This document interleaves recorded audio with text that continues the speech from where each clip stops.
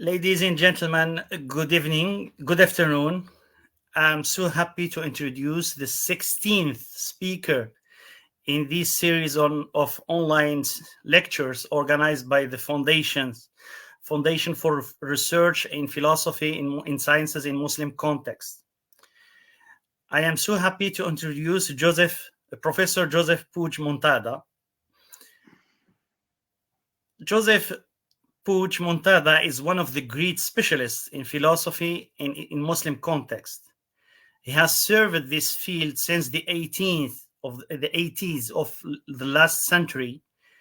He has published several critical editions, translations, and articles that are fundamental for the student and the scholars of this field. Personally, I cannot forget his critical edition of Ibn Rushd's epitome on Aristotle's physics, nor his articles on Ibn Rushd, especially Ibn Rushd in his context and circles. Josep Puig has not only served this field by publishing and supervising, but also by fighting for and defending the status of Arabic Islamic philosophy in international forums and associations, and by encouraging young scholars from the Arab world in the Islamic world to voice their, to contribute in the congresses and colloquia, and especially the international ones. I personally had the honor of succeeding him as a coordinator of Islamic philosophy at the ASIPM. Josep Puig Montada was also the president of the ASIPM for many years. The title of this lecture today is Ibn Bajjah and al-Farabi on the Propaedeutics to philosophy. I am so happy to give him the floor to talk, but before that I have to say some words in Arabic. سيداتي سادتي، أنا في غاية السعادة لتقديم المتحدث السادس عشر ضمن سلسلة المحاضرات التي تنظمها مؤسسة البحث في الفلسفة والعلوم في السياقات الإسلامية، الأستاذ جوزيف بويج مونتادا من جامعة كونتمبولسي بمدريد، وهو أستاذ شرفي. نسيت أن أذكر هذا بالإنجليزية. هو متخصص في الفلسفة في السياقات الإسلامية. خدم هذا المجال منذ ثمانينات القرن الماضي. نشر عدة أعمال لابن رشد ولابن باجة، وترجم هذه الأعمال، وألف ونشر مقالات تعتبر أساسية في مجال الفلسفة في السياقات الإسلامية. شخصيا لا يمكن لي أن أنسى عمله الهام في تحقيق جوامع السماع الطبيعي لابن رشد. أعماله الهامة عن ابن رشد في سياقه وحلقة تلامذته منذ الثمانينيات والتسعينيات القرن الماضي في غاية الأهمية. دور جوزيف بويج لا يتمثل فقط في عمله هذا، وإنما أيضا في الدفاع الدائم عن موقع الفلسفة العربية والإسلامية في المحافل والندوات والمؤتمرات الدولية، بتشجيعه للدارسين والباحثين بالانخراط فيها والمشاركة فيها. سعيد جدا بتقديم جوزيف بويج اليوم لعرض المحاضرة السادسة عشر ضمن هذه السلسلة. There, Joseph Puig, the floor is yours. Thank you. Thank you, Fuad. I don't deserve these words. Thank you. And when we talked about the subject of the lecture, we agreed on this text because this is something that you are going to publish in the journal of the foundation. And I wish I could have presented the paper before being or going so far. I mean, now it's, I think, already in print, because the situation we have, especially when you are emeritus, is that you are not in touch with the colleagues, you cannot discuss the articles.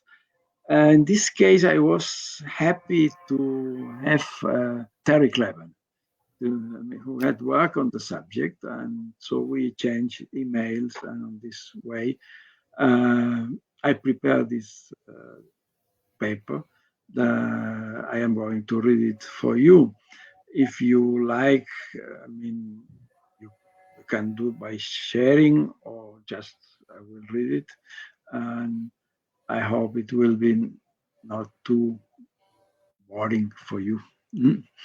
So the subject is, on the propaedeutics of philosophy, not on the philosophy itself, but what is needed to be able to learn to study philosophy.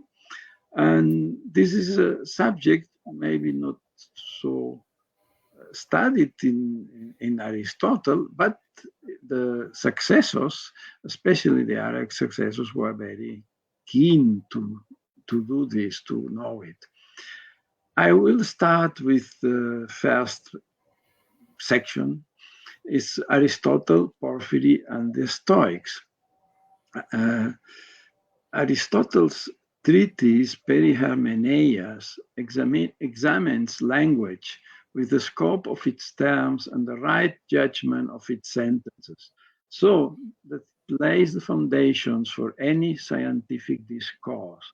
It starts with these words. First, we must settle what the name is, what the verb is, and then what a negation, an affirmation, a statement, and a sentence are. This is the interpretazione. Aristotle's competence in Greek meant that he could use it as the benchmark, but we are moving through the subtleties of another languages. Cristina d'Ancona informs us that Hunayn ibn Ishaq translated the Perihermeneias from Greek into Syriac, and his son Ishaq ben Hunayn did it from Syriac into Arabic.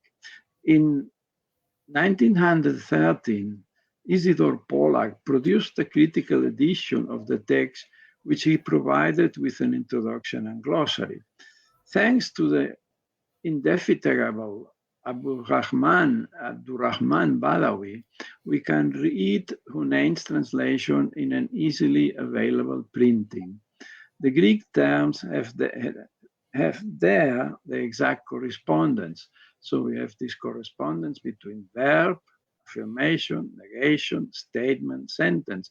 Verb will become kalima, affirmation ijab, negation salb, statement hukm, and sentence kaul.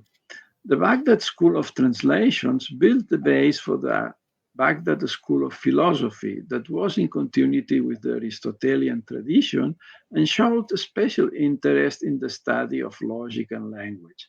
The logical texts of Aristotle were read with a well-known introduction, the Isagoge by Porphyry, which became central for the Syriac and Arabic tradition.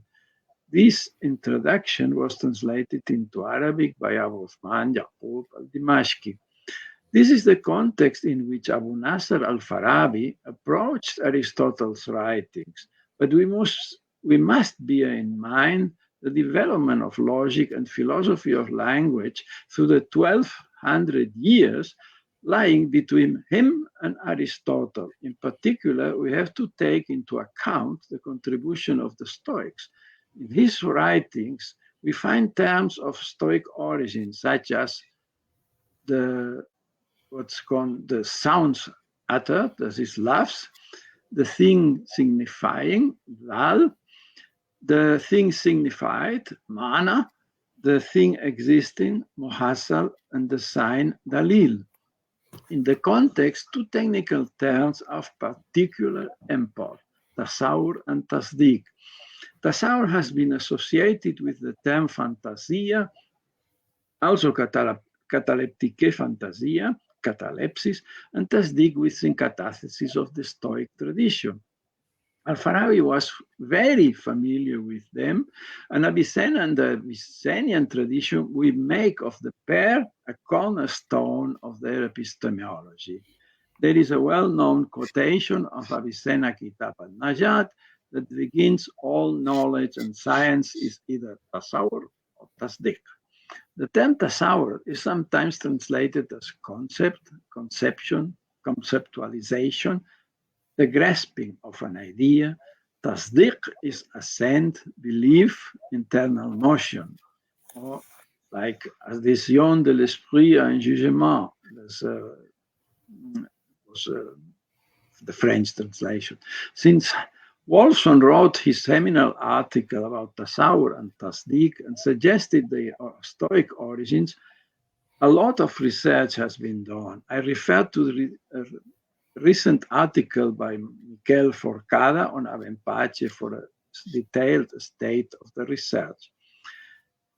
In his introductory study to Mola Sadra's Risala fi Tasawwur wa Tasdiq, Lamer went over the scholarship. So among people like Miklos Marot, William Galston, and so on. Scholarship on the origins of the notions, and he inclined to the Aristotelian origin of the distinction. More recently, an article by Owen Goldin has shed light on the role of pistis in Aristotle's epistemology.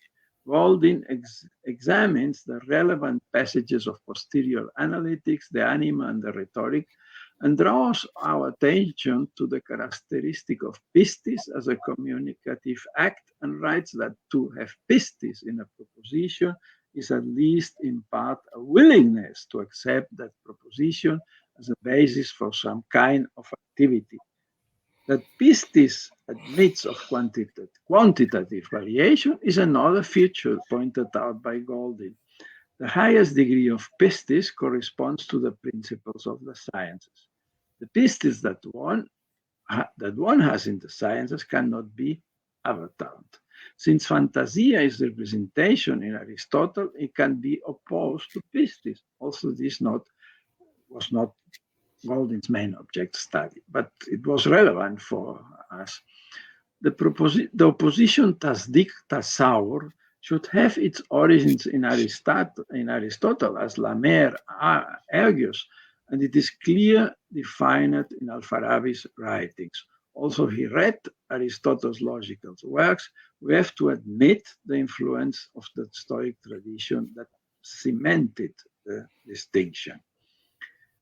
So this is the first part. Then Al-Farabi, the 5 sections. Al-Farabi, known as the second master by the Arabic-speaking philosophers, commented on Aristotle's logical works and wrote a commentary, sharh, and an epitome on each book. He included Porphyry's Isagogi in them. He also wrote independent works, and the opuscule, the 5 sections, belongs to them. The interest of the opuscule resides in the fact that Al-Farabi provides the tools necessary for the student trained in Arabic grammar to begin the study of philosophy. A propaedeutical tool in parallel with his introductory epistle, or to some extent with a paraphrase of the Isagoge. Muhammad Taqi Danesh Pachu edited this epitome again with reprints, and Al-Ajam, Rafiq Al-Ajam reproduced some fragments. We are indebted to Terence Cleven for a masterly piece of research on the opuscule, and thanks to him we know better about the manuscripts extant in Arabic and Hebrew and the editions. Cleven gives a detailed analysis of the 5 sections, which we host aphorism, and stresses there being a, quote, a conciliatory foundation for all who seek knowledge of language and literature. The first section pleads for having a specific technical language in each art of science, and for making a clear distinction between the meaning of any term in the ordinary language and in the specific art. For instance, Rahwa lifting in everyday language and nominative in Arabic grammar. The second section deals with issues raised in the topics on which al-Farabi wrote a long commentary. Dominique Mallet critically edited and translated it into French within his work for the Thèse d'État. But unfortunately, none of its 4 volumes was ever printed. Recently, David Di Pasquale published a complete English translation with accompanying studies. At least we have it in English. The third section is loosely associated with Aristotle's categories. Aristotle stated that 10 categories are substance, quantity, quality, the relatives, somewhere, sometime, being in a position, having, acting, and being acted upon. This is categories. He mentioned them also in the topics where he related the 10 categories to the 4 predicates, which are definition, genus, property, and accident. But then, in his introduction to the categories, Porphyry enumerated 5 ways in which a predicate may stand to its subject: genus, species, differentia, property, and accident. They are the famous predicables. The history of the transmission of the categories has been made known by the early research by Khalil Gior, the editor of the Arabic translation, and by the most recent study by Daniel King. Dunlop edited and translated into English the abridgment by al-Farabi that he calls a paraphrase. The sharh is partially extant, not in part. However, al-Farabi focuses on 2 ways of existence, essential or accidental, and develops the essential way on the base of the very substance and nature of the thing. If it is not the case, the existence is accidental. The distinction between accidental and absolute being is originally found in Aristotle, who refers to it in many places. The 4th section deals with the various ways how the term prior is predicated in time, by nature, in precedence, in excellence, nobility, and perfection, and as a cause of the existence of the other thing. It is somehow related to Aristotle's analysis of prior and posterior in Metaphysics 5. The 5th section is the longest and is clearly related to the Perihermeneias, to which reference has been made above. Al-Farabi's long commentary on the Perihermeneias was edited by Wilhelm Kutsch, and Fritz Zimmermann translated the text as well as the shorter version with reference. They are reference. Zimmermann accomplished research sheds light on the transmission of the Perihermeneias and its Greek commentaries. So for those who are interested in this transmission, the introductory study by Zimmermann is it's the base, and I think that's nothing to be added. So now let's go to Ibn Bajjah, the 5 sections. The Andalusian scholars greatly valued al-Farabi as a logician, and when Abu Bakr ibn Bajjah read his commentaries on Aristotle, he called his own supper commentaries only annotations. Our purpose here is to know what his understanding of al-Farabi was, and whether these are only annotations, or do they offer new insights into his own philosophy, taking the 5 sections as the test case. As Majid Fakhri edited the annotations to the 5 sections, first in Beirut, in a Beirut journal, Abhath, later within his Talik Ibn Bajjah, La Mantiqa al-Farabi, and Ibrahim al-Wazad, a professor in Fes, used the 2 manuscripts and printed the text inside the volume called the Logical Commentaries. And the And Danis Pachu published also the text, but he used only the one manuscript, the Scoria. Terry Cleven has continued his study on al-Farabi in a second article, which comprises patches and notation, so I'm going to refer to him. He translates Fasl as aphorism, emphasizing the propaedeutic character, and he writes, perhaps we might suppose a few Nietzsche-like aphorisms will be easy to comprehend. But this is a comment. By contrast to al-Farabi, who starts right away making the distinction between the technical and common use of terms in the first section, Bajjah begins with a discussion on what scientific knowledge is, and then he defines the role of the 5 sections in setting the ground for such scientific knowledge. And I quote al-Farabi in the translation, Dunlop. Since all knowledge in every art is conceptualization of the meanings of the art, and it is assent to what is conceptualized, everyone who learns an art logically, Bikaul, when he learns this science, he intends to conceptualize its meanings and to give assent to what he has conceptualized. And no one can acquire any science unless he has two.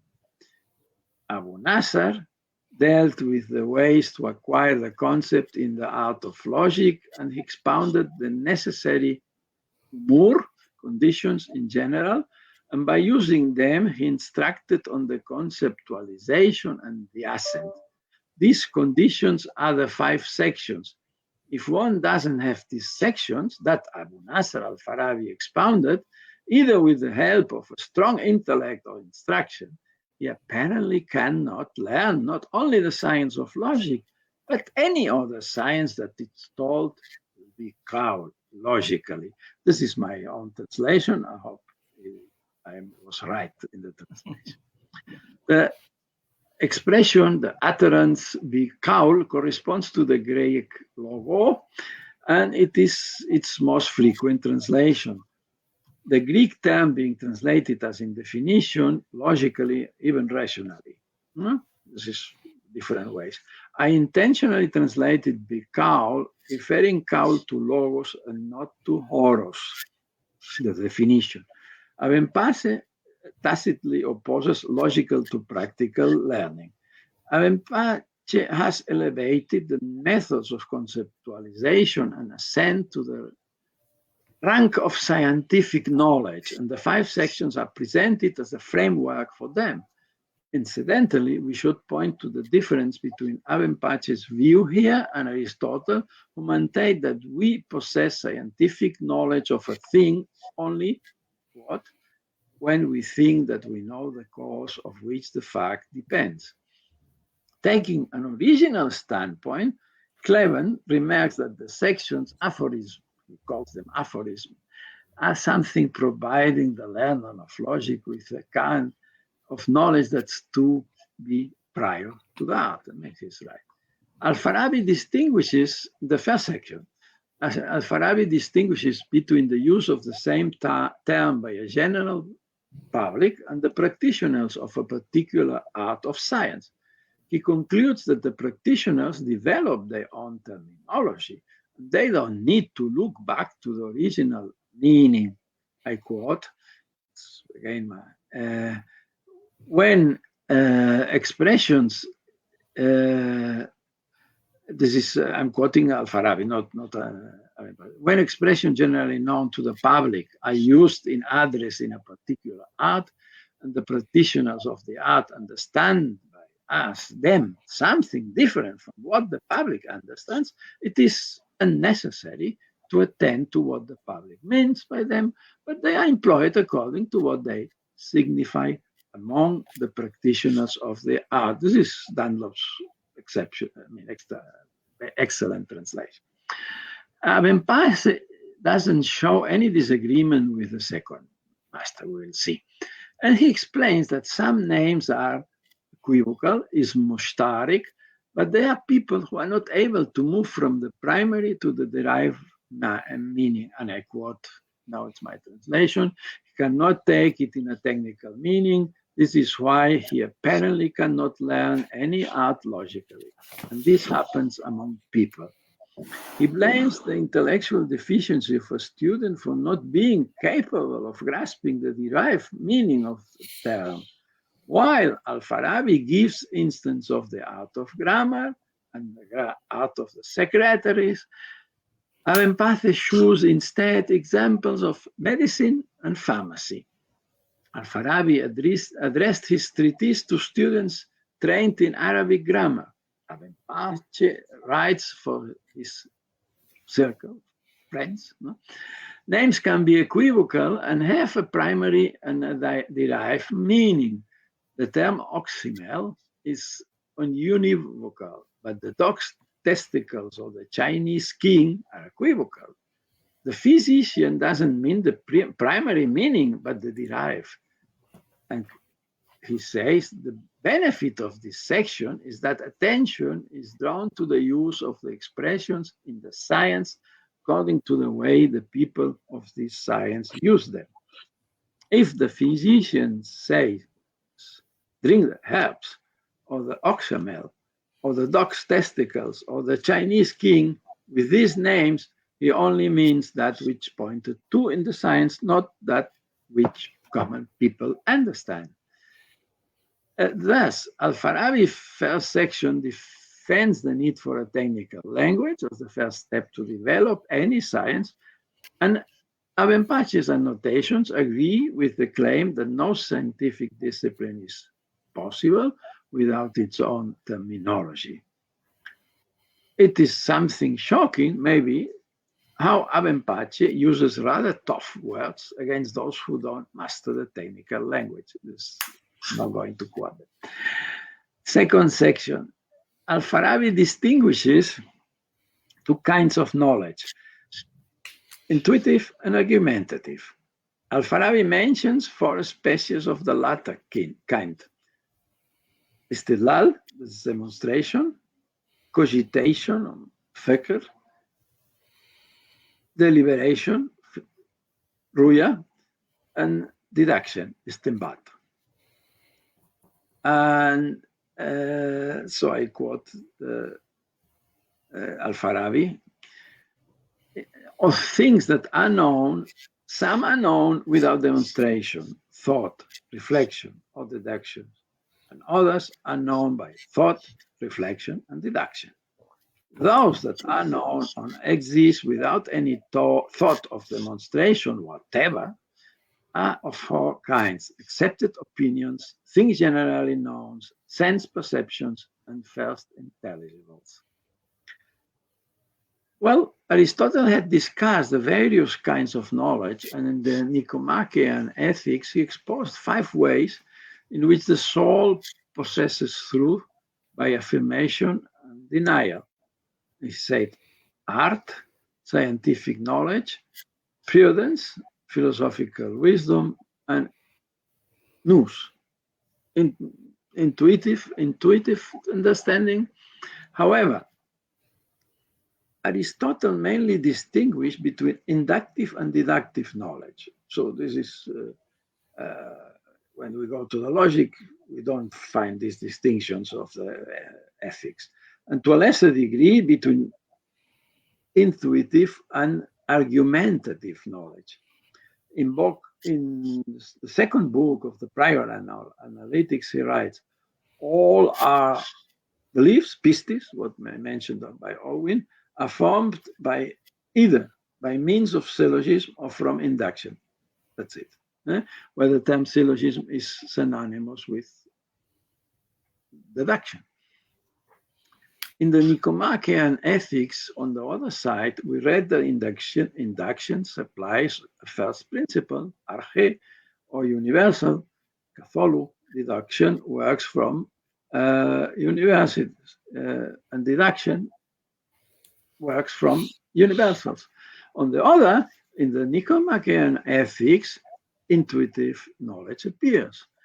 Aristotle proceeds by exclusion of the four kinds of knowledge, namely art, scientific knowledge, prudence, philosophical wisdom, all of them argumentative, and establish nous as the only faculty by virtue of which we apprehend the first principles. Al-Farabi shows strong familiarity with the four kinds of argumentative knowledge: istidlal, demonstration; cogitation, fikr; reflection, or the ruya, and istinbat, deduction. Two of them belong to the standard vocabulary of Greek philosophy and can be easily traced to Aristotelian sources. Fikr is dianoia in Greek, in Latin, cogitatio, thought, discursive thinking. It involves the soul and the body. Aristotle's De Anima gives us most examples of the term. Roia, distobuleticon, bule, in Latin consultatio, deliberation, discursive thinking, case-oriented. The Nicomachean Ethics offers a discussion of what deliberation and other intellectual virtues are. On the contrary, istidlal and istinbat don't belong specifically to the terminology of Greek logic, as the Arab theologians, grammarians, and jurists frequently use istidlal and istinbat. Al-Farabi was concerned with language and grammar, so that he necessarily knew these terms and was able to integrate them into his own system. If we accept that he is the author of the Kitab al-Qiyas al-Saghir, al-Tariq al-Mutakallimin, small book on the syllogism following the way of the theologians, we find in the book some explanation. The classical dictionary of technical terms concerning theology, philosophy, and philology by Sharif al-Jurjani has entries on both terms. Istidlal, demonstration, is defined as establishment of the proof, dalil, to determine the object proved, either proceeding from the effect to the efficient cause, what is called demonstration of the existence, or proceeding conversely, what's called demonstration of the cause, or from one of the two effects to the other. This is Jurjani in the Kitab Kitab al-Tarifat. The third option is a proof of cause and existence. The research carried by scholar Kafraoui, I don't know him personally, shows how extensively the term was used in Islamic theology and law, and in Arabic grammar. At the same time, however, we recognize the relationship between Jurjani's division and the philosophers' demonstration of cause and existence. So the philosophers, they have this demonstration, the syllogism of them proving cause and existence. And Averroes, for instance, insists a lot on this. Deduction, istinbat, as technical term, is taking the meanings out of the text by surplus of the intelligence and power of the genius. This is, Jurjani.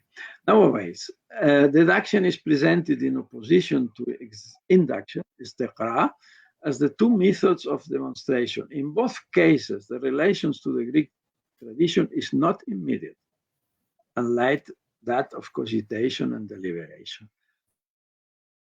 Accepted opinions, things generally known, sense perceptions, and first intelligence, what was also mentioned, are said to be forms of intuitive knowledge. The fourfold classification is also found in Al-Farabi's disciples, like Maimonides, the treatise on grammar, and in Avicenna and his school. Al-Farabi explains at length the meaning each one has, and gives examples and so on. To my surprise, Avenpache's annotations, this tariqat, don't mention these important questions at all. Avenpache that examines conceptualization and assent, and does so only in a summary form. I quote, it's my translation. If someone lacks in his natural disposition the concern for the classes of assent, he gets perplexed in his views and he can't learn logic because the classes of assent are necessary in science. There are many people who lack the distinction between the degrees of assent, and maybe the most difficult is the most powerful in them. The beginning in the learning of an art needs to give assent to that which he conceptualizes, and he should come to know the core of the kinds of assent according to their degrees in what he conceptualizes. Al-Farabi explained this only in a general way. So Ibn Bajjah seems to blame Al-Farabi for not being more specific when he talks about degrees of assent, remaining fairly general, but he himself doesn't look into the issue here. However, and as Foucault points out, Ibn Bajjah carries out an extensive development of the doctrine of conceptualization and assent in another place, namely in the annotations to Al-Farabi's Kitab al-Burhan, where he elaborates on the subject of most perfect and most imperfect conceptualization. That Ibn Bajjah is not coherent in his work, unfortunately, is not something uncommon in him. The third section, Al-Farabi had examined the value of the particles in his book of the particles, Kitab al-Huruf, in the context of a discussion against the Arab grammarians. There he initially referred to Aristotle's categories, linking them to the Arabic particles. He didn't mention Aristotle, but the philosophers, and the category of the relatives was translated as mudaf, the added one. In the current passage, Al-Farabi skips the classification facing the category of substance to the other 9. He wants to show something differently, namely why things exist existentially with that or existentially, following the Aristotelian tradition. He says, a thing may exist essentially in something or by it, at it, for it, with it, from it, either essentially or accidentally. In something is phi, by something, be, at something, in, for something, li, with something, ma, from something, an. Al-Farabi had enumerated these and other particles when he was distinguishing between reference and relation. It's nisba and idafa. According to the uses the geometricians or the logicians make of them, Al-Farabi called the particles mean, from or through, and from, ala, and the likes that are known as prepositions in Western grammar, particles of reference, huruf and nisba, and added that the logicians consider nisba more general than idafa, so that nisba embraces a number of categories, relatives, and one of them is idafa. So, and somewhere, sometime, and having also. The best part of the Kitab al-Huruf examines the concepts of accident, substance, essence, essentially, being. Al-Farabi describes the existence per se, al-mawjud bidhatihi, in following terms. Being, essentially, there are several divisions how essentially is predicated. Among them, that the quiddity of which is self-sufficient for subsisting, occurring, or being apprehended. It is the tangible particular that's not in a subject. That which expresses what is this tangible particular, and the contrary to this is being in a subject. that the quiddity of which is self-sufficient and doesn't need to subsist by a reference to another in any way, and it is that the quiddity of which has no cause in its occurrence, and the contrary to this is the occurrence, and the contrary to this is the being which has some cause. Sorry, this is my translation of the Kitab al-Huruf. In the edition is the edition by Muhsin Mahdi. I couldn't find in other works of al-Farabi an equivalent formulation for the classification of these third sections. However, it seems to reflect some of these considerations about being per se, as he expounded them in the section al-Mawjud of the book of Particles, Kitab al-Huruf. The opposition between essential and accidental lies in the background of Ibn Bajjah's notations formulated in the third section. Moreover, he stressed another aspect. The benefits of these sections are enormous concerning the conceptualization and the assent. So this is what he says. So this is another aspect. And I quote, this is the text by Ibn Bajjah in my translation, that the beginning in the learning of the art has to conceptualize the meanings, and every concept is made by attributes existing in something. What exists in something either exists in it by itself, and is that which is intended by the conceptualization, or it exists in it accidentally, and is that which is not intended, but it is flung away. Everyone who doesn't distinguish between what is really by itself and what is accidentally, he always will be caught in captious questions. This is end of the quotation. Ibn Bajjah's annotations are broader and more detailed compared to al-Farabi's chapter, which is very brief in the 5 sections.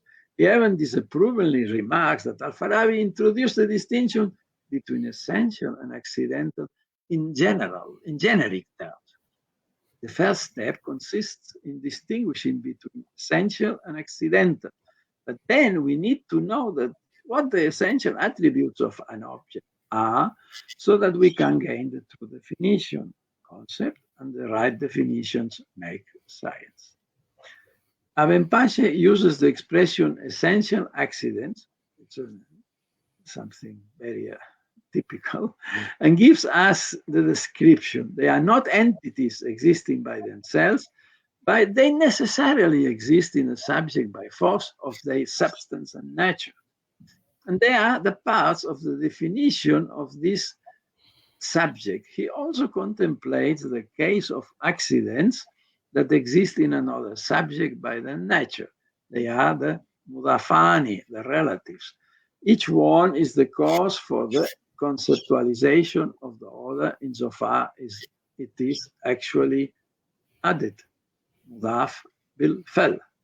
And I quote, again my own translation, there are things where the existence of each one of the two is in the substance of the other one, so that there are things that each one of the two exists in the definition of the other. Each one of the two is the cause for the existence of the other. They are the relatives because the relation in act is their lahak property. Each one of the two is the cause for the conceptualization of the other, insofar it is related in acts like the co-partners, because partnership only takes place between two partners. Ibn Bajjah gives a few more instances of relatives as fathership versus sonship, of the relation subject versus object in Arabic grammar. The subject, file, the agent, is subject because the object, maf'ul, the acted makes it agent in act. The relationship is mutual at the same level. Ibn Bajjah continues to examine those causes which are found in the other objects that they define. The vision and the final cause, or in other terms, the agent, the purpose, but are differently related. On one hand, when the final cause is superior to the efficient cause, it is contained in the definition of the agent, insofar as the purpose of it's the cause for the existence of the efficient cause. But then, in the case that the efficient cause is contained in the definition of the final cause, the agent causes the purpose, and Ibn Bajjah gives the instance. The form of the palm tree, for instance, is the agent of the fruit.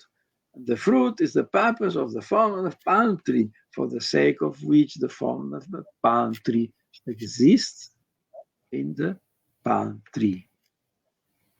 The accidental has many aspects. It is something that frequently occurs. Ibn Bajjah remarks that in concurring situations, the accidental has to be preferred. He quotes an example by al-Farabi in abbreviated form, but I quote the original al-Farabi in the Dunlop translation.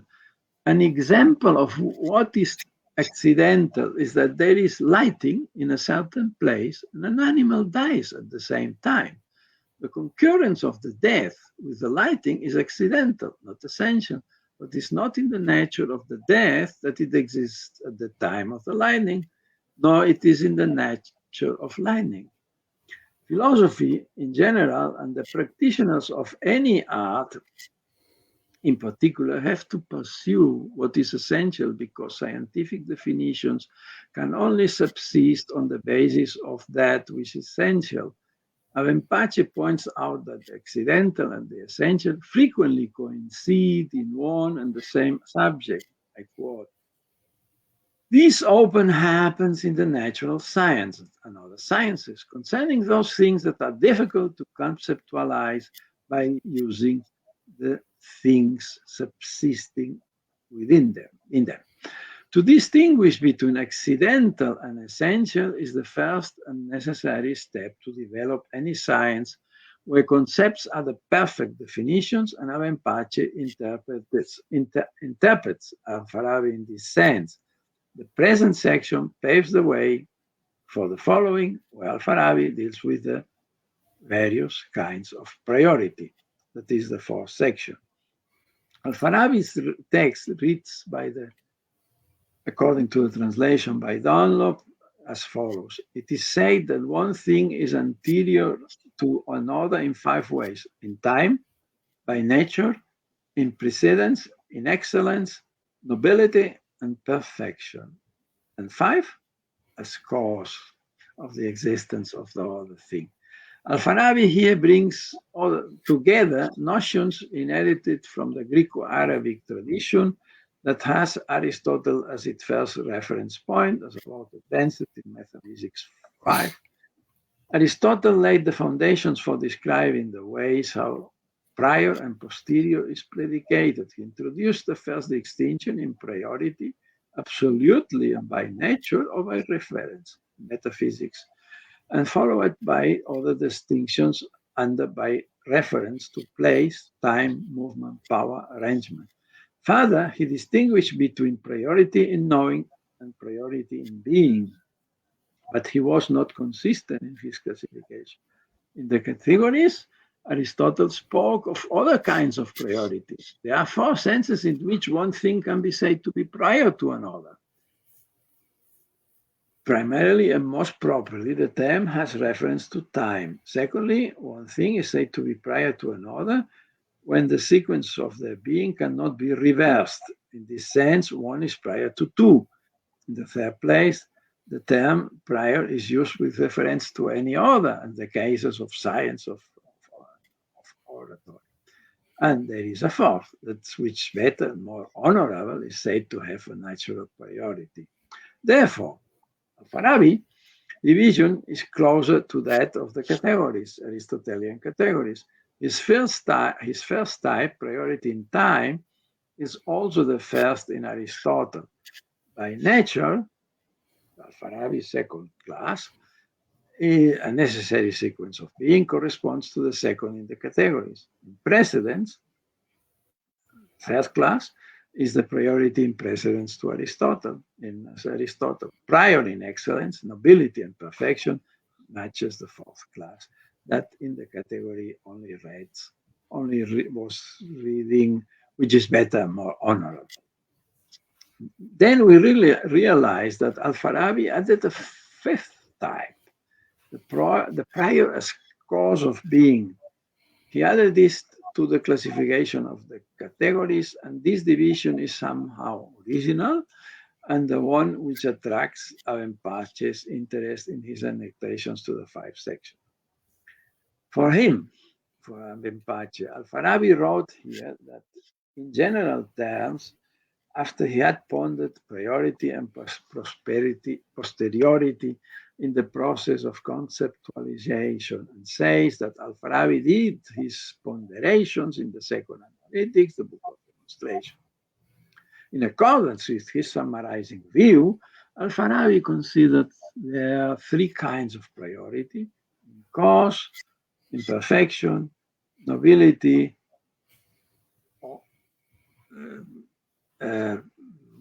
martaba, no precedence. Indeed, Ibn Bajjah's annotations to the book of demonstration pay due attention to their role in conceptualization. Since al-Farabi thinks that al-Farabi here in the 5 section is writing in a general way, he wants to contribute by examining in detail some aspects of priority insofar it is linked to conceptualization and assent. And well, he has to make his comment, no? And says the 3rd class of priority, posteriority, is the priority in precedence. That it is of great avail for the conceptualization, for the assent, and for the easiness to keep that which one conceptualize and to that to which he gives assent. As for conceptualization in itself, the relevant kinds of priority are the 4th and the 5th in al-Farabi's classification, namely in excellence, nobility, and perfection. This was the 3rd. They put them together, excellence, nobility. And the 5th was as a cause of the existence for the other thing. Because Ibn Bajjah thinks that concepts need to be put in an order, and this order corresponds to the priority of the conceptualized objects. I quote Ibn Bajjah in my translation: the classes of priority and posteriority regarding the cause and the perfection possess degrees according to which the conceptualized matters have to be ordered in the south. But assent is equally involved, and Ibn Bajjah links it to the level of conceptualization. He explains the connection with these words. The benefit of priority and posteriority regarding the cause and the perfection for the assent resides in the fact that man understands the grades of assent while conceptualizing so that it may grasp the received where it is needed. The generally admitted, maqbul and mashhur, where is it needed, and the intelligible, maqbul, likewise. And he doesn't grasp them in only one way that is not equivocal, so that he falls into error, perplexity, and absolutely halts. The sequence, maqbul, mashhur, maqbul, received, generally admitted, and intelligible, implies degrees of certainty for Ibn Bajjah. However, he is very scant in specifying that what he understands for each degree. The receive seems to be so from an authority who deserves to be believed. The generally admitted is related to the premises in Aristotle's topics, and the intelligible should mean the simple apprehension of an object.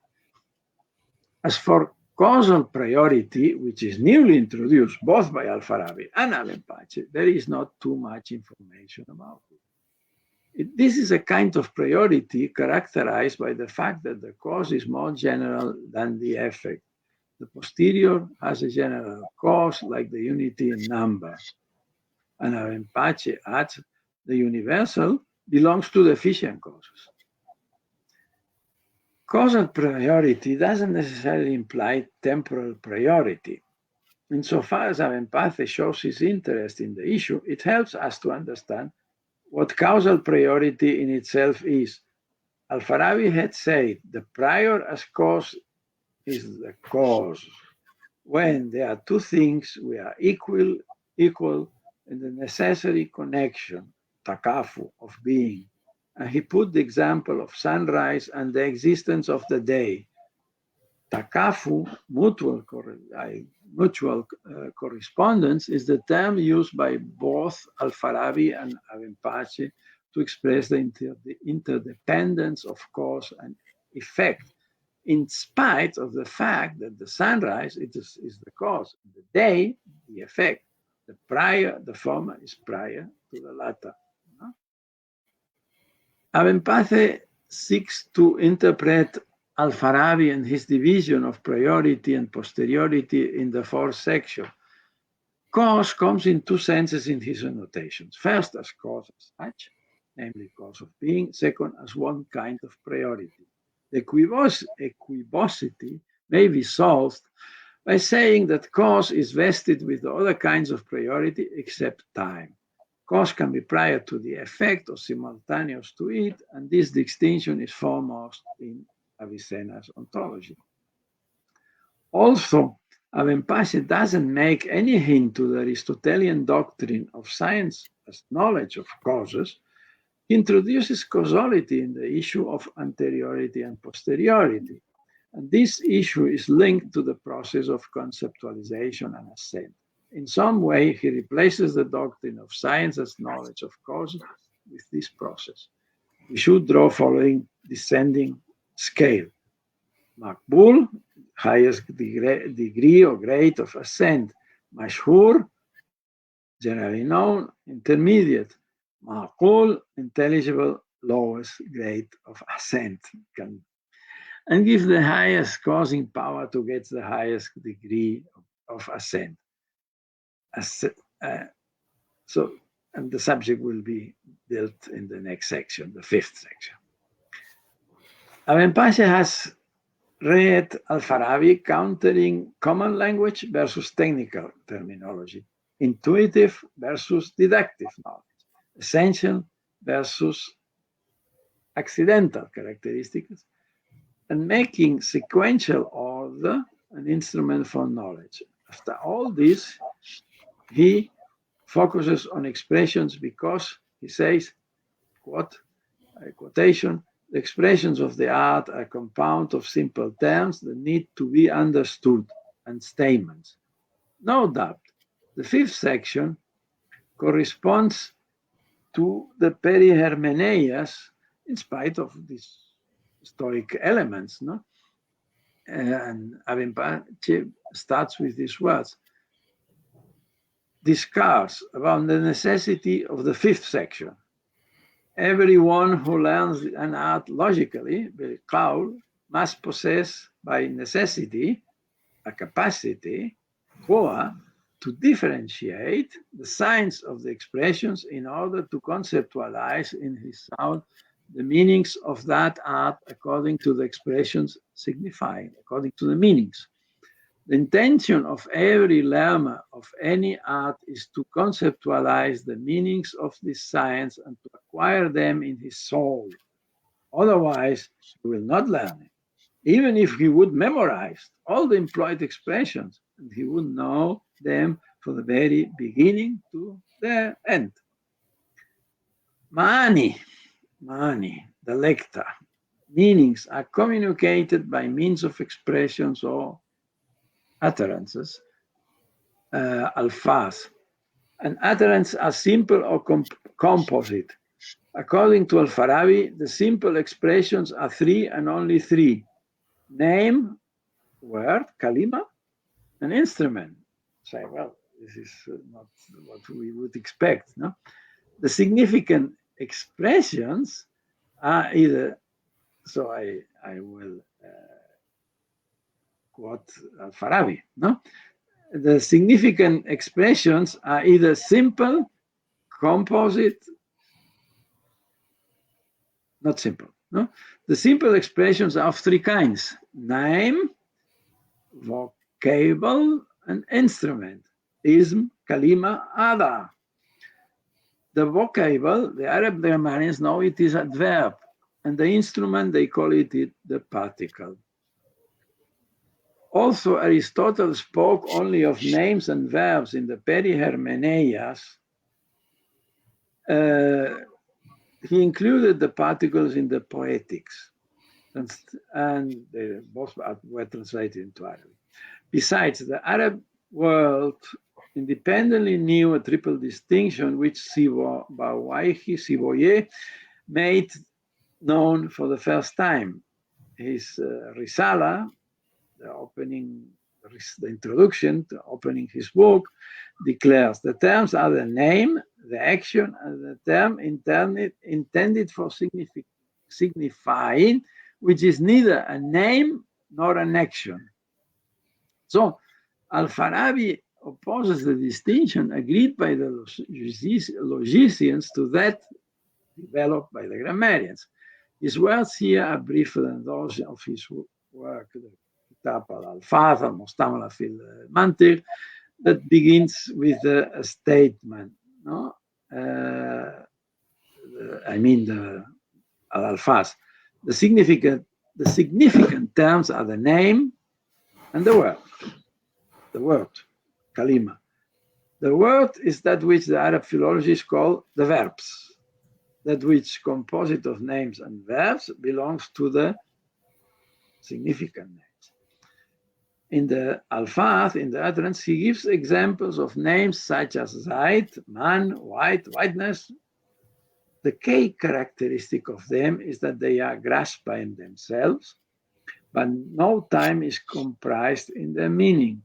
On the contrary, time and meaning are essential to the verb that is grasped also by itself. As for the particles, al-Farabi considers them significant terms also only in connection to a name or a verb. And he mentions their classes: the hawalif, pronouns, the definite article, al-al, the wasilat, the markers, some, all, prepositions, al-wasita, inna, to stress that the thing exists, negatives, particles, and many others related to the existence and its forms. And then, eventually, the last one is rawabit, conjunctions. Therefore, the fifth section coincides with al-Farabi's exposition in other writings, such as the mentioned book about the utterances employed in logic, and the book of letters or particles, we'll see. For Aristotle, a name is a spoken sound significant by convention, without time, none of whose parts is significant in separation. The Perihermeneias. Al-Farabi remains faithful to the Aristotelian text and rewelds it. He says the name is a simple expression signifying a meaning which can be understood alone and by itself, without signifying, by its essence, structure, and form, the time of the meaning in question, as you say, without consideration to this. For example, his examples are animal, man, Zaid. Ibn Bajjah arrives at the definition of name after justifying the need for the section, as we saw, that apparently only deals with classes of terms, and then he shows the connection of the terms with the disciplines to be studied. And I quote Ibn Bajjah, the terms of the science. Can you summarize? Okay. The terms of the science are composed of simple vocables that must be understood. In the fifth section, Abu Nasser explained how many are the classes of simple and composite terms in the more general way, in which each class of simple terms takes place and signifies.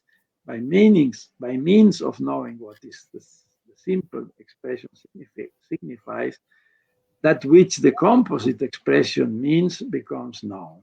Expounded that the premises, mukaddamat, are three general. This is taken as first and foremost maqbul. No?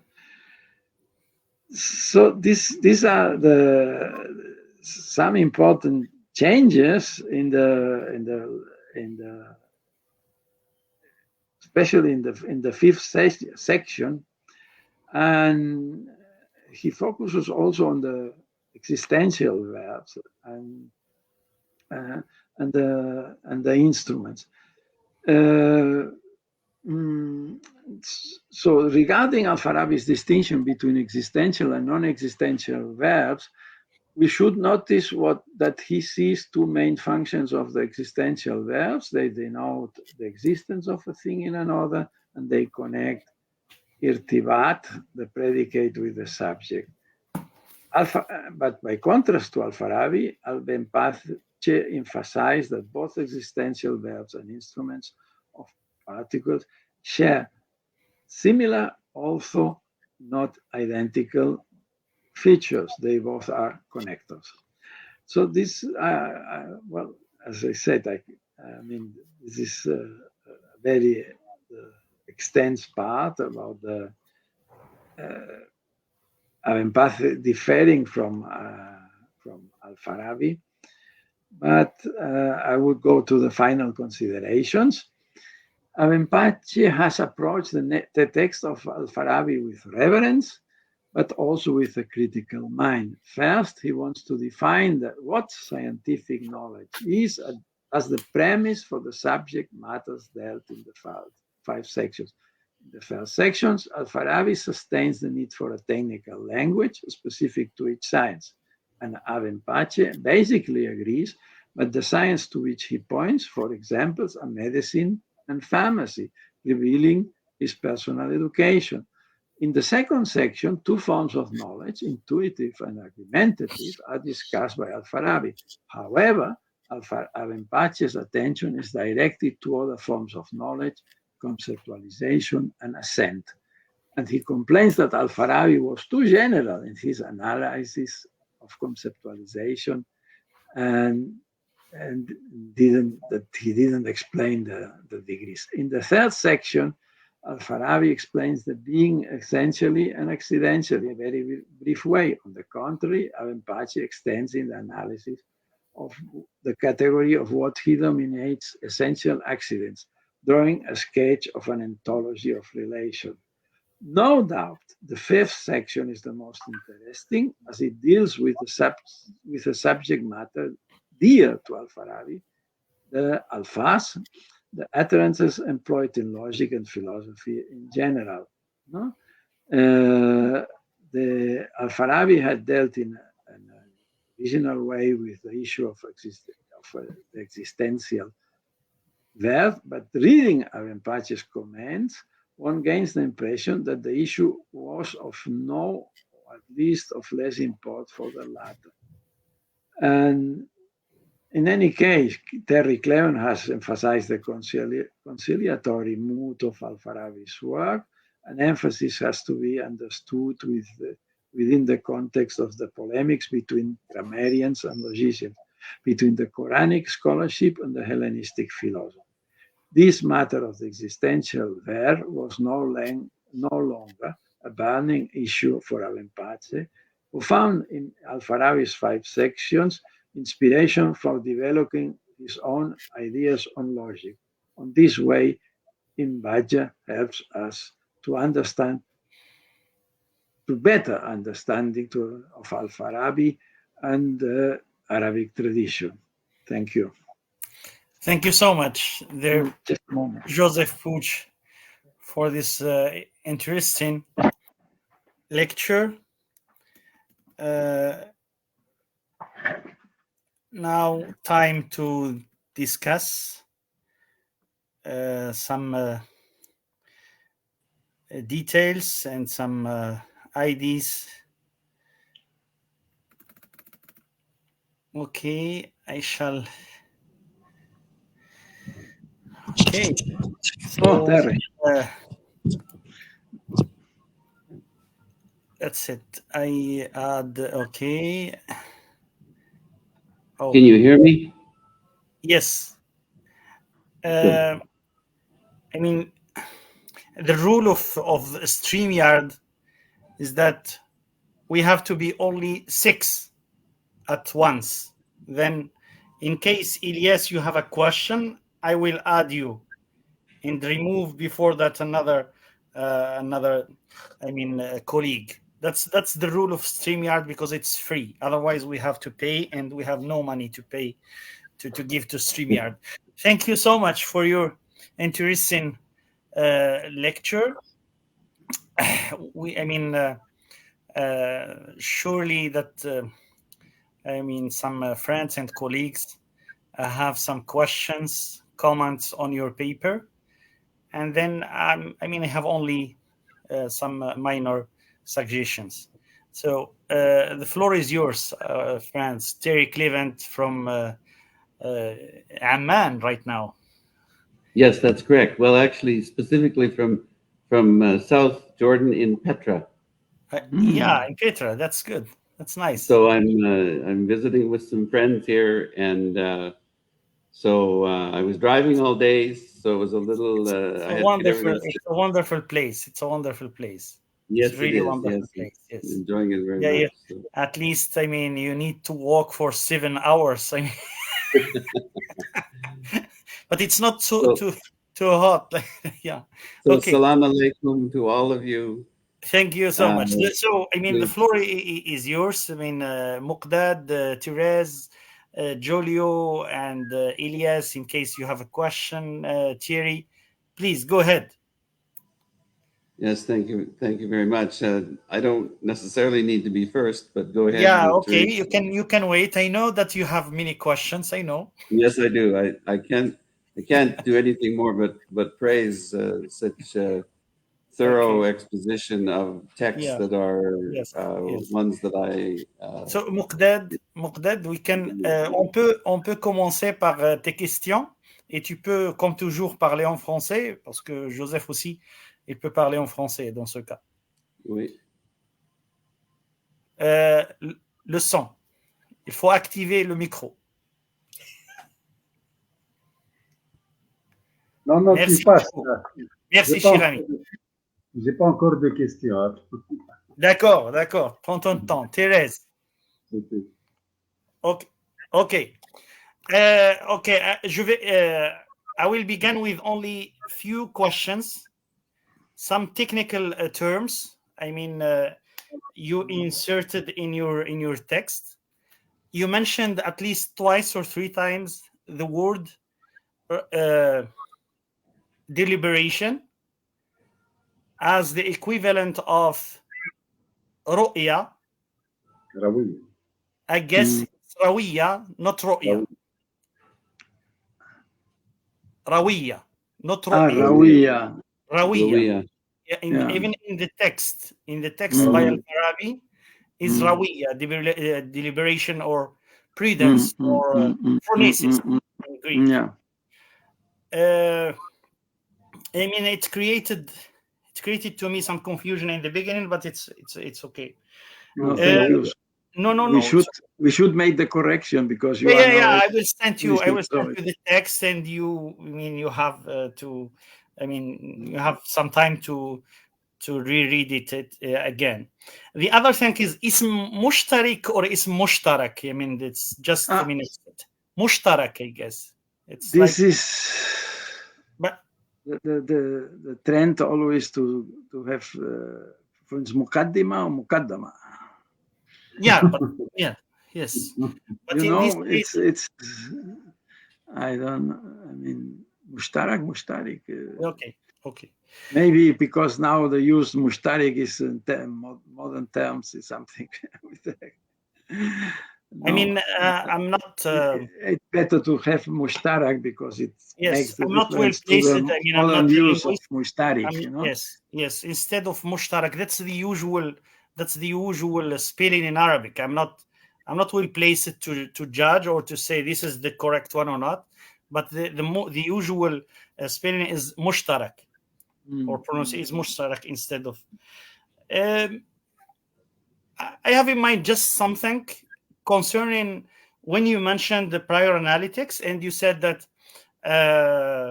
Aristotle says that reasoning is, only syllogism or induction. You were referring to the Greek text or the English translation, because it creates a lot of confusion in this case. قياس and istiqra. No, istiqra is epagoge. Yes, yes. But what about the other one? I'm talking about the Greek text, not the English translation. Probably it was with syllogismos, no? Sometimes it's apodoxis, but in this case, I think it was. I don't have now. I should look at the Greek text, but I think it was a syllogismos. Yes, because qiyas is like the form, and in deduction. Well, yes. You know this matter. Yeah. Well,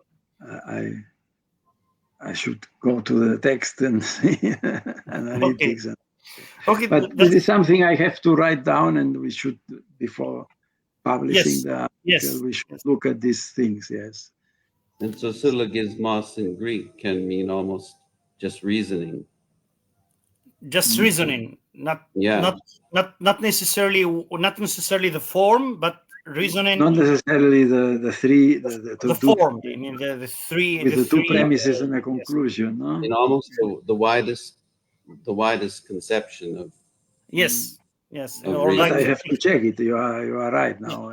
Like the public term, or like the common term instead of the technical one. Yeah. The last question, just to invite our friends to dig more. How do you explain that critical mind of Ibn Bajjah, of Ibn Bajjah? What were his readings?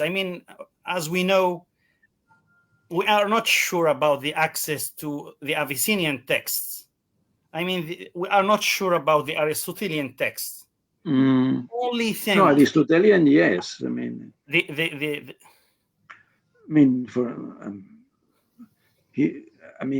You may say the commentators on Aristotle, then maybe this is more difficult to know if Ibn Bajjah had them or not. But the Aristotelian texts, yes. But he was handling them very free. It's not like Averroes, that's very exact. And the case of, but they had the text in Al-Andalus. This is. Sincerely speaking, I cannot. How can I explain this? If he had an access to the Aristotelian text, the Arabic translation, and instead of commenting on the Aristotelian text, he went to comment on al-Farabi, or to write his ta'liqat on al-Farabi. Yes, yeah. So I see what you mean. Yes. So that is. In another, because for other texts, he commented directly on the physics, for instance. Yes, no? For example. In the case of the metaphysics, well, he was so influenced by Neoplatonic thinking that he developed his own system, al-ilahiyat. This is different. But in the case of logic, yes, you are right. This is. He didn't feel the need to go to Aristotle. But he could get them, the text, I am sure, that they were available in Al-Andalus, no? This time, because other authors, they knew the text. But this is a good question. Why he decided just to rely on al-Farabi? Yes. So, and what about his critical minds? From where? From his maybe being physician, somehow physicist, so his scientific spirit being free. Well, in this case with al-Farabi, but there's also with Aristotle. The case of physics, say no, he's wrong.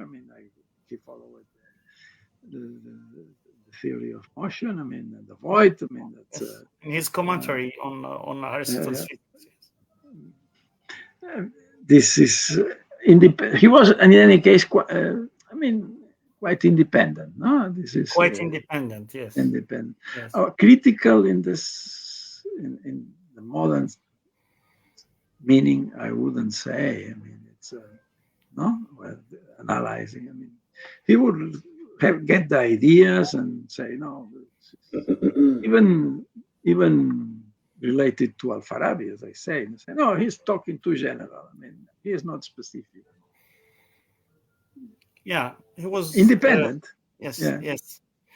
For example, he was so harsh with Ibn al-Haytham, with the most important, physicist, in the man of science of optics. It was so free. Okay, thank you so much. So, Muqdad, Thierry, not yet? Okay. Yes, certainly. I'll jump in anytime. Before you, I will give the floor to No, Julius. I mean, in fact, as I said at the beginning, I mean, I thank Terry very much. Yeah. He was changing text, no? Yes, I'd be happy to contribute whenever. Giulio, go ahead. Thank you for this moment. Just before the introduction, the way Professor Cleven will say. Just a question to Professor Puig Montada. It was a really interesting,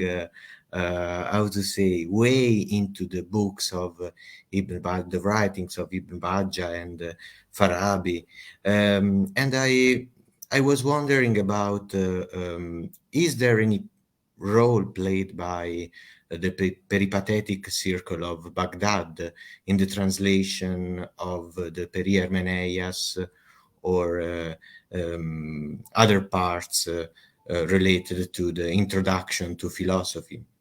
I mean, we know you said so perfect, I have to say, that we know that Unayn ibn Ishaq translated the Peri-Hermeneias and all this stuff, but it's just out of curiosity. Is there any role played by some masters of Farabi or the peripatetic circle of Baghdad in this story you perfectly described? This is my question. Thank you very much. Thank you, Giulio. What I was able to say, very carefully, is that al-Farabi, when he was writing his works, was in this context of the reaction of the philosophers, let's say, many of them Christian philosophers, no, against the Quranic, more traditional thinkers, no. Now, in the case of this, you can see this better in the other books. I mean, in the Kitab al-Huruf, or maybe Kitab al-Alfaz, even in the introductory sections. This is, I would say, yes, I tried to show that there is some elements that point out to this logical, not the logical, to the grammatical tradition. So, because these are, istinbat, no? For instance, this is, it doesn't belong to the Greek logical tradition, if I am not mistaken, but it's very Islamic, you know? And istidlal is very Islamic. So, and he was taking, consideration, all of them, Okay, thank you. Okay, thank you. Thierry? Okay. Yes, thank you very much. And may I make a brief response to Julio Navarre's comment? And this is a wonderful opportunity because I'm not sure if I've met you in person or spoken with you in person, but I'm looking forward to one day meeting you. You will meet him, many times in the future. Yeah, good, very good. Just one quick comment. One of the curiosities is that al-Farabi attributes his intellectual tradition to Yuhanna ibn Khailan and to Bishr Mata, the two Syriac scholars, the two most prominent intellectual predecessors. His mentors are those two scholars, and there are several others mentioned, but they certainly are the most important. And he does not actually mention Hunayn ibn Ishaq. And one has to pause at that point because it is an extraordinary observation to notice that he doesn't mention Hunayn in the context of the generation or generations before him who are his immediate mentors. He must have known of Hunayn and his work. I don't think there's any question there. But there's something that he does not, I think there's something he does not accept in Hunayn. And for example, even in Hunayn's translation of Galen's account of the laws, Plato's laws, the summary of Plato's laws, there are, I think, certain interpretations that are not the same as what we get in al-Farabi's account of the laws. And so he must know of Hunayn's translation. We know that al-Farabi was critical of Galen. He accepted Galen, but he also was critical of Galen.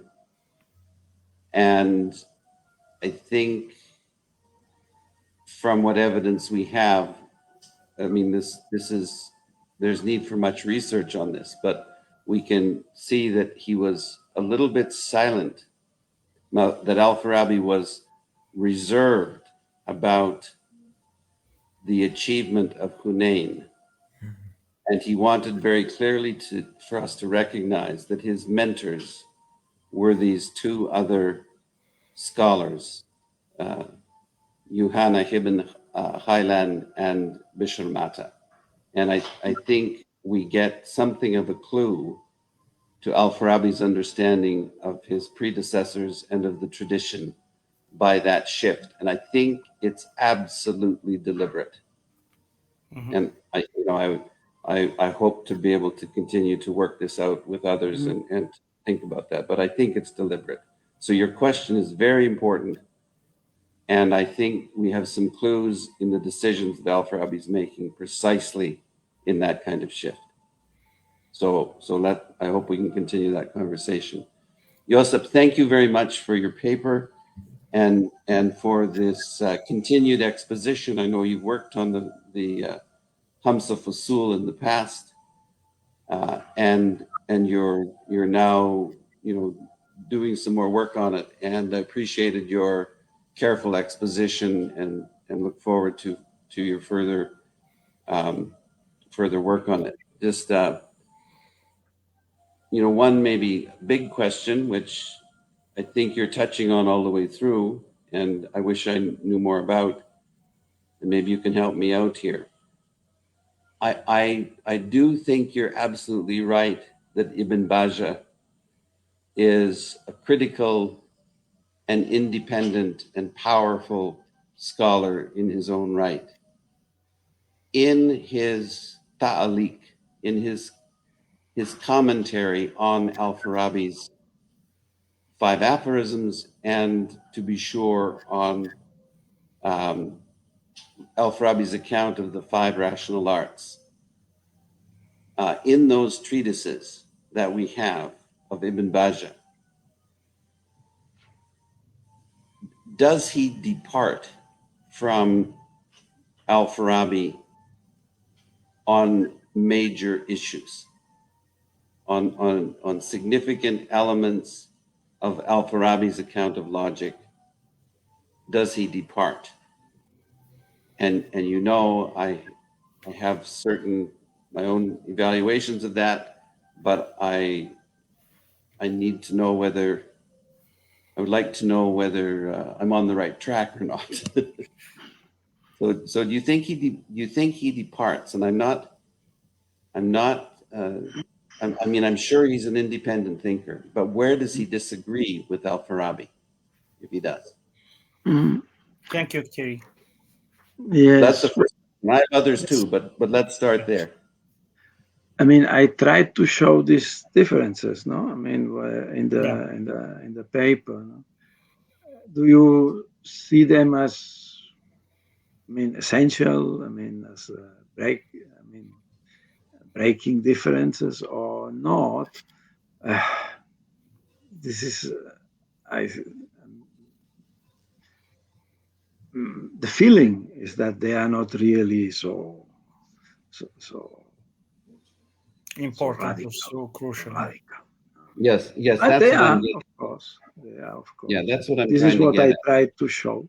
To give the translations and say, well, he's disagreeing with al-Farabi sometimes, but the general line is to accept that, before you study philosophy, you need a training. No?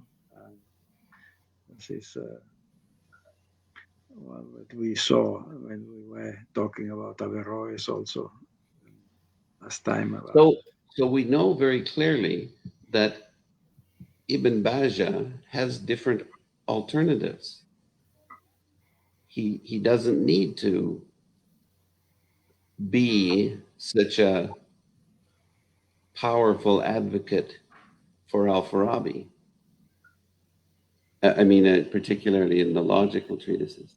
But he seems to be exactly that.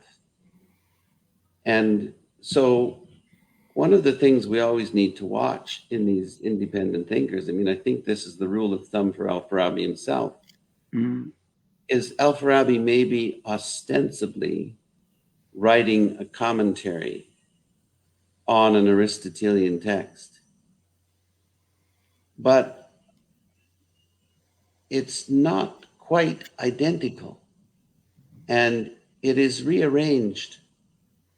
And again, even if he's a good Aristotelian, he's not slavish in his exposition of Aristotle.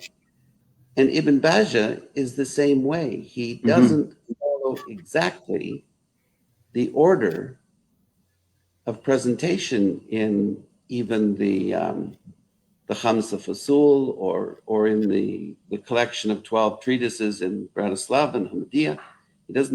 He doesn't slavishly follow it, but it is not departing greatly from the al-Farabian tradition. And at the same time, we know he has options. He has Avicenna, for example. He could have used a more Avicennian approach to a logic, which would look a little bit more Neoplatonic, right? And it would look a little more modern, right? Because this is the way we inherited in the Latin West, the Aristotelian organon. Thierry. But he does not do that, yes. Just, are you sure that he had access to Avicennian text on logic? I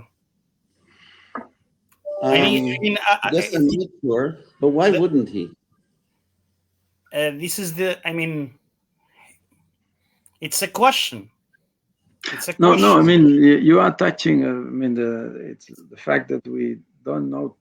We do not know which books exactly were available in Al-Andalus. We know that Avicenna was translated. No, the Shifa was translated in Toledo. Yeah. Before the time before. In Bajjah, there's the same time, but this is in which time did the works arrive? What was very beginning? We have examples of in Masara. Now it is one of the authors criticizing Hindi. So we don't have an exact picture. This is Sure. And this is a work, I mean, a difficult work to do, because sometimes it's very fragmentary, I mean, it's, so we had this book on the commentary on the Republic by Averroes, Yes. So I was doing a chapter on Ibn Bajjah. Then he knew, of course, the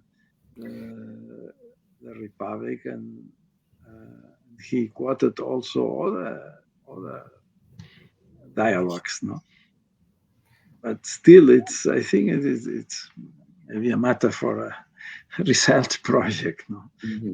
There's But let me to my knowledge, Thierry, to my knowledge, there is no clear reference to Ibn Sina, explicit reference to Ibn Sina in Ibn Bajjah's text on logic.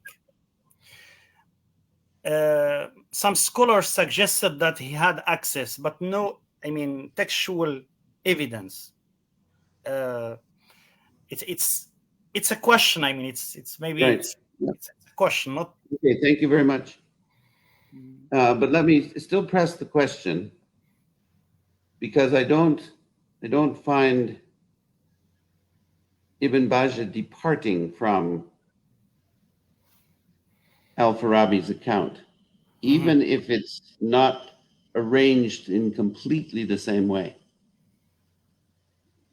He's not departing from, any formulation that you find in al-Farabi, you may well find it in Ibn Bajjah. But for instance, what I saw this with tasdeeq, tasawwur, insistence, Ibn Bajjah insists a lot. This is, you don't find this insistence in al-Farabi. Right. So it's going in, I would say, not going in opposite directions, but deriving. Okay, let me ask another kind of question. So, in the 5 aphorisms, al-Farabi does not use the word intuition. He doesn't use khuds. Yeah, khuds. He doesn't use it. In aphorism 2, where he sets out the different kinds of knowledge, he only says there is that which we know by demonstration, and reflection, and contemplation, and deduction. And he defines the other category of knowledge as that which we do not know by the arts of logic, right? So he only defines it negatively. Now he doesn't mean it's a negative thing by doing that, but he never uses the word khuds, which is it's an Avicennian term, right? Well, not only Avicennian, but in Avicennia it plays a major role. Yes. So I'm just a little uncertain about the use of the word intuition, because al-Farabi is so careful simply to say there is that which we know by art, and there's that which we know without art, and they're both important, and we better know the difference. So you mean to write non-argumentative instead of this? somehow we just need to define it. We need to stick closely to what al-Farabi is actually, the way he is identifying it. There's that which we know by art, and there's that which we don't know, that we know without art. So in the fourth category, the first intelligibles, he even says things like, these are things we know, and we don't know how we know them. We don't know where they came from. And yet they make us certain that we know them. What interesting descriptions he gives to these things that we know by some way other than art. And so, first of all, I think we need to step back and say, first of all, how important that category of what we know, but we know it not by art, right? And this is hard for us after the Enlightenment, because we have been taught to think all knowledge is post-art, unless we read Polanyi or Marjorie Gren or somebody. But for the most part, everything we know today is a result of modern science, and it is a product of art. But here's al-Farabi saying, well, there is this world of knowledge that we know before art, prior to art. That's a monumental statement of both the importance of art, but also the limitation of it. So I'm just a little reserved about the word intuition. Yes, no, you are right, because it's this contamination by Avicenna. No? We say intuitive, you think as we always think of. And it gets a lot of mileage in Avicenna, right? It gets a lot of mileage. So that scholars on Avicenna can spend quite a lot of time talking about Hads. No, here it's, as you say, the insistence is on how the four kinds, no? I mean, thought, deliberation, or say, rawiyah, and then istidlal or istinbat. I mean, it thinks that that this problem with intuition and not intuition, this was not present in al-Farabi's times. It was not alive. I mean, it's... He's very careful about how he goes about thinking about that which we do not know. Right? He's very deliberate. He's going to spend most of his time writing about what we know by art. But he is very much aware that there is that which we know prior to art. And we better take that into proper account. Right? So that's why it's not a matter of, we can't dismiss it as the Enlightenment thinkers often did, right? But we have to know how to speak about it in a way that is constructive for art. And in aphorism 2, it's a very short aphorism, but he's very precise. He's very careful about that one. So anyway, can I go on to another question, another comment? Yes, go ahead. Defining the literary form of the 5 aphorisms is quite constructive. And it's constructive because we need some term to identify his style, his man. I don't mean style in a loose way. I mean his manner of presentation. It's very brief. It's very cryptic. It's very condensed. And there is a long medical tradition which uses aphorism, going back to Hippocrates. And we know it's in Galen, and we know it's in Hunayn ibn Itzhak, and we know it's in Arazi. And they write aphorisms for a very specific purpose, so that knowledge in the medical field cannot be and will not be exhaustive for any particular ailment, but they need to make aphorisms that are useful to a busy doctor diagnosing cases. And it's a style of deliberate concentration of the most important material. And I think that's what al-Farabi is doing with those aphorisms. And we can translate it as sections, or we can translate it as chapters or something. But aphorism gets to that issue that I think is alive and well in the medical tradition. And I think he's using it for logic as well as medicine. We know Maimonides goes on. I mean, we have Boss's 14-volume publication of Maimonides' medical aphorisms. What an amazing contribution to our understanding of medieval medicine.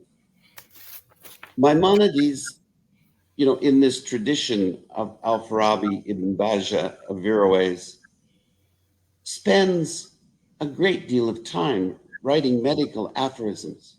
This very bright philosopher spends his hours writing medical aphorisms because it's saying something about not only the practice of medicine, but also of how you introduce people to philosophy.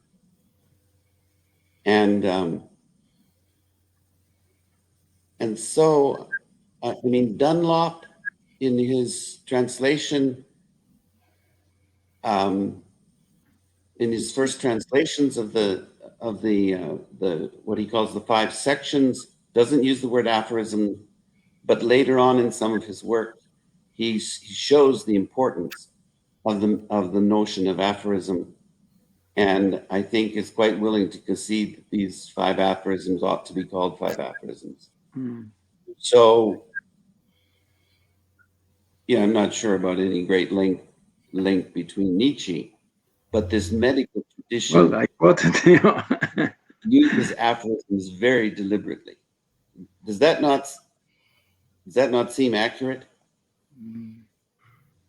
For Ibn Bajjah, maybe not that way. Not that important, no, because I don't know if he was so aware. I don't know. But of the medical Farabi, tradition? No, not of the medical tradition. The idea of an aphorism.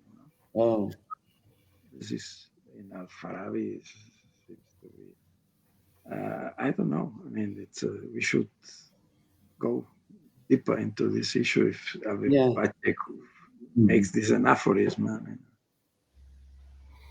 But even if we didn't use the word aphorism, we need something to describe this style of concentration and of its assumption of the importance of memory. A doctor has to remember things when he goes on to a busy surgical ward and knows how to deal with patients. And that is exactly what al-Farabi is doing in logic. He's telling us, if you really learn these 5 summaries of the most important principles of logic, you will go a long, long way. And you may go on to write other commentaries, but you will come back to aphorism 1 and you will think, that's what I needed. And that's what I still use. It is so central to the job. Okay, thank you, Thierry, for your. I'm trying not to dominate. I will come back to your comments, but let's go to Muqdad, please. Merci. Est-ce que quand Farabi parlait de choses que l'on connaît et on ne sait pas d'où elles viennent, il ne pense pas certainement à hadith ou à intuition, je ne pense pas. Il pense à quelque chose peut-être comme fitriya, ou quelque chose qui vient comme ça, mais ou certainement pas hadith. Ouais. Il ne pense pas à hadith. Non, c'est autre chose. Est-ce que donc tu as raison, Thierry, c'est pas hadith, mais c'est peut-être quelque chose que nous avons avec nous lorsque nous venons, avant d'apprendre quelque chose. Maintenant, c'est ça. Est-ce que pour les aphorismes, est-ce qu'on peut penser aussi à Fosoul? Parce que dans les Fosoul, Farabi, il explique un peu pourquoi il écrit ces Fosoul. Il dit c'est à l'usage par exemple, de l'homme politique ou quelque chose comme ça. On dirait que c'est une forme de collecte d'aphorismes ça peut servir après. Ce n'est pas un truc systématique, mais ça peut servir après.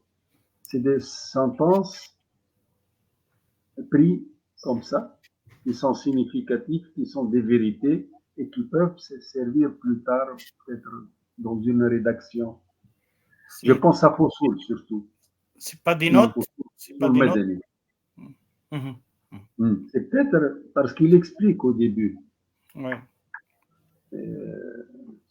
Pourquoi il fait ces Fosoul. Enfin, il collecte de vérités des anciens, des vérités prononcées par les anciens, à laquelle il croit. Et puis, mais ce n'est pas un traité systématique. Le traité systématique peut venir après. Je ne sais pas. Ça peut éclairer un peu l'idée de collecte de morceaux comme ça. Surtout dans Fosoul, je pense à Fosoul Medani. Il a un autre titre là. Oui.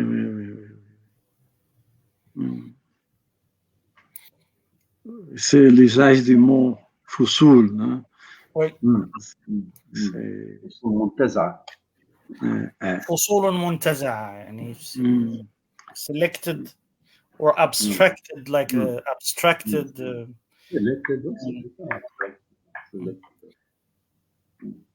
which Dunlop translates as aphorisms. Yes. So oui, c'est à constater, non, que Dunlop, lorsqu'il a traduit la partie logique, il a dit les 5 sections, 5 sections, et tandis qu'il a fait avec cette partie plus philosophique, alors c'est là opté pour choisir, c'est-à-dire les aphorismes choisis. Oui. Il y a une ambivalence. D'accord.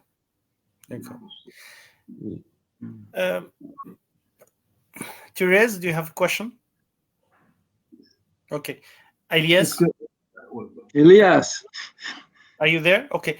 Giulio, I will remove you for a while. Okay? Okay, no problem. I thank you. Thank you for your understanding. Works on Ibn Bajjah, Tadbir, Risalat. Can you repeat from the beginning, please? Because you were out and then now you can hear you. Do you hear me? Yes. Now we okay. I have just a short question. I don't want to say. I don't want to make a detail for this discussion. Just I have short question. We know in works of Aristotle and al-Farabi the relationship or the relation of logic and metaphysics, especially Kitab al-Huruf and the category of Aristotle. We know that, but what is the relation of logic and metaphysics in Ibn Bajjah? It is clear or unclear? I am wondering about it, and especially the works of Genecoin. You know that he defends that the works of Ibn Bajjah basically are noetics or ethics. We know the works of al-Farabi. What is the relation of logic and ethics or politics? We know, but in the case of Ibn Bajjah, what is the situation? What is the relation of logic and metaphysics? Or Thank you. I want to say it's a clear question. It's a clear question. Oh, of course, this is a very important issue. I mean, Charles Genecan, he stressed that for him, the Tadbir al-Mutawahid or the Salat al-Ittisal are not metaphysical works, are not, but it's basically epistemology, say. And I remember the late Campanini, Massimo Campanini, talking about this, and we couldn't see the argument. I mean, that on the contrary, I mean, it's in Bajjah, in this, is not following Aristotle in this case when he's writing the Rasail al-Lahiyya, but this Neoplatonic tradition. And of course, there is a lot of noetics of explanation, but all this theory of the spiritual forms wouldn't make sense if there is not a metaphysical background. It's only just noetics. You know? But this is my view, and I didn't go deep into the issue. No? I don't know what the friends. Do you have anything? Oui. D'accord. Thank you for your. Un petit mot. Bien sûr. Istinbat, bon, comme Farabi a fait ses traités sur de traduire logiquement les raisonnements des mutakallimin et des fuqaha. Est-ce que le terme istinbat, ce serait plutôt apparenté à un raisonnement juridique, alors que istidlal est apparenté à un raisonnement de mutakallim. Est-ce que quand même il connaît ces termes, il connaît bien ces termes. Le terme courant c'est istinbat pour le raisonnement juridique, alors que je pense pas que le mutakallim utilise istinbat, il utilise plutôt istidlal, qu'il traduit après dans istinbat. Les mutakallimun, ils ne l'utilisent pas. Non, c'est plutôt un raisonnement d'ordre juridique, à la tariqat al-fuqaha. Istidlal, c'est plutôt le raisonnement de théologien, des mutakallimun. Oui, c'est oui, c'est ça. Oui, tu as raison. Oui. Istilal, on ne le trouve plus dans la théologie. Istinbat plus, on le trouve plus souvent dans les textes juridiques. Arabe, le connaît, le sait, ça. Connaît. C'est vrai. Cool. I have only maybe the last question. Okay. Sorry. Est-ce que tu connais ça? Un petit travail de Majd al-Fakhri il y a très longtemps. Alors qu'il s'appelle أثر الفلسفة في yes. C'est vieux ça. The influence. Mais je ne les connais pas. The influence of c'est assez général, il faut dire. Oui. Mais je peux الدكتور ماجد فخري رئيس دائرة الفلسفية. Oui, je peux te le photocopier et te l'envoyer. D'accord. Alors, ça fait dans le festival de Bagdad, je pense. Ah, ouais. C'est un peu ancien, Mais c'est bon. My last question has to do with the reception of the efforts of Ibn Bajjah. I mean, his comments and his commentaries on al-Farabi's logic. What do you think, or what do you feel? I mean, do you think that Ibn Rushd dealt with these commentaries, or had access, or just neglected them? I mean, I know very well that Ibn Rushd had access to other texts, تدبير المتوحد and other شروحات سمع طبيعي, and many texts by especially and very important in the case of the soul, no, the doctrine of the soul. I mean, that he was very influenced by very influenced. I mean, we shouldn't. I mean, this is the logical works by Averroes, and that's something to be, because he's going directly to the Aristotelian text. So in this case, this introduction, I don't know if we should see the Isaguji.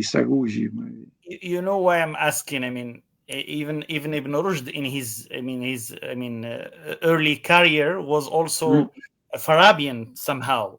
I mean, when he wrote his short commentaries on Aristotle's logic, I mean the short treatises published and translated partially by Charles Butterworth. We are waiting for the rest of the text, but there's no Ibn Bajjah in this text. No.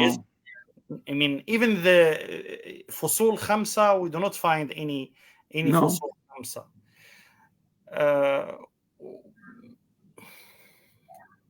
So what do you think about this?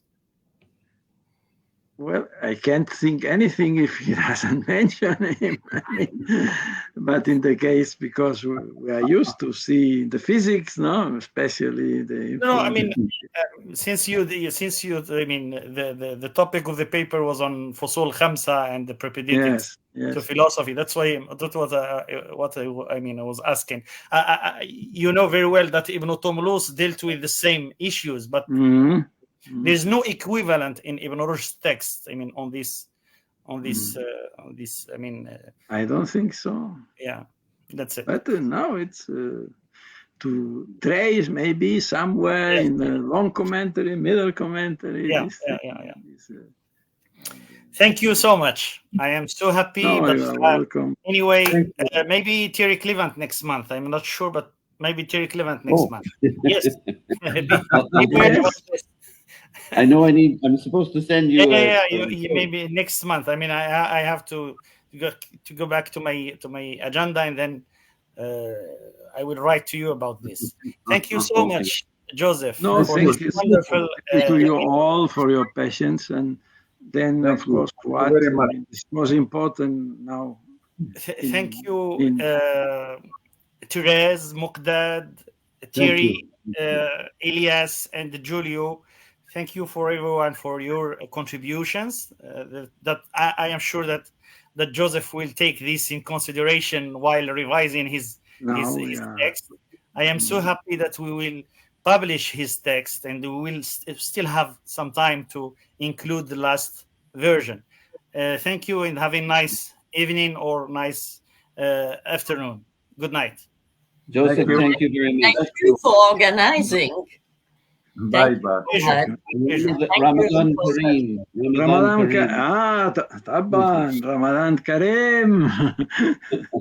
رمضان كريم. Happy Easter. يعطيك العافية.